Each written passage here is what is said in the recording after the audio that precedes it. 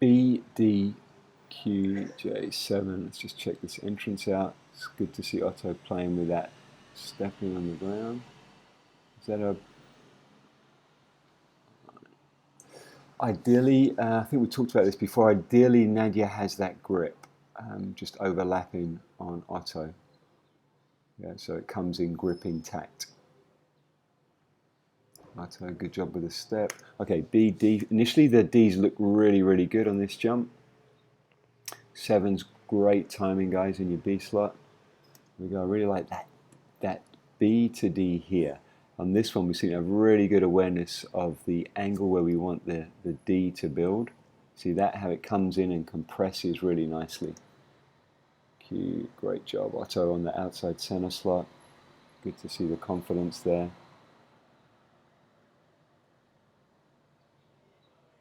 And then Matthew, you're doing such a good job on the timing of the 7s between you guys here. When you go to the B slot 14s, that's more of what I want you to see, more awareness of your it's not actually your piece partner, it would be Otto if it was B slot. But you know the cog thought we were missing on the 14s. You're doing such a nice job on the 7s. Let's take that into the 14s. Okay, watch the angle into the 7 Otto. Yeah, see that? So the picture you're looking for is there. That's it. Okay, we're looking for flow here. That's the idea, just to keep moving. And something that's taking a little bit away from the flow is the D build. Yeah, so we're missing the compression that we had in the beginning. So I think it comes from this offset 7 finish. We've now got a long move into the B. And so just have a little look at what goes on here. So ideally we have a good shape 7, but I know this is a flow dive, so I don't want to get technical about it, but I would like Otto and Yora to start to see so that you can react during a dive and start to fix things.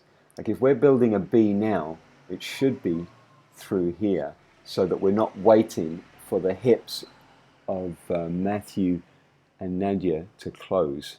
So we should be coming around to help them out. There we go. Otto, really nice job. Yora, you could be going that way just a little bit, just so that we don't force Nadia to have to back up. Because now you get that backup feeling, which is when you're on point. If you've got now a sequence of events, you have the feeling like you're constantly backing up around the corner. And that's where adherence to the long axis can take that feeling away.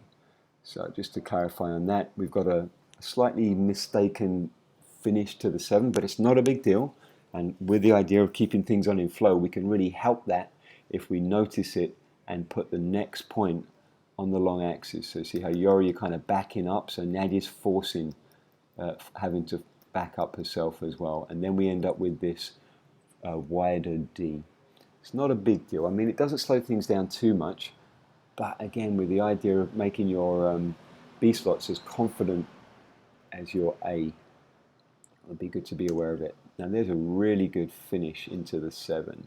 See, it's a rounder shape, and then easy into the B, and then into the D is good as well.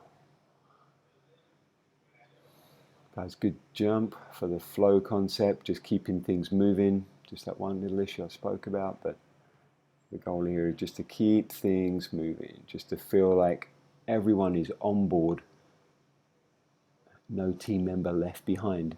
And then if something like that happens, just the ability to keep going, not to get caught up on it. See that same issue coming from the losing a little bit of the in-place turns. Have a look at what happens to your turn here. Drive your hips to the center, almost hitting Otto.